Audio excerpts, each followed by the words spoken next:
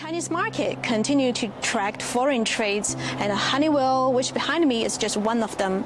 In 2023 alone, multiple innovative institutions has been established in China to promote more and more technologies and solutions in low carbon development.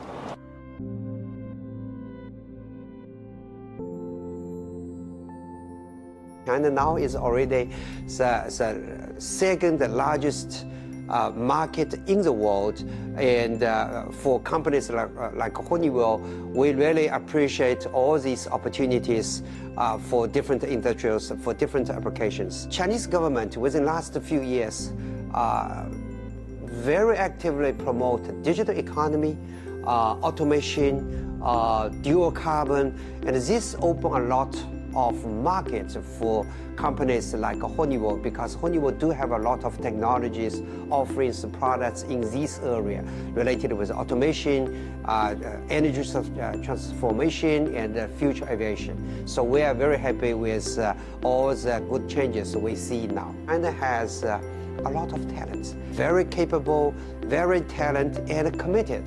So this is all the good news to the companies like us, to the business like us.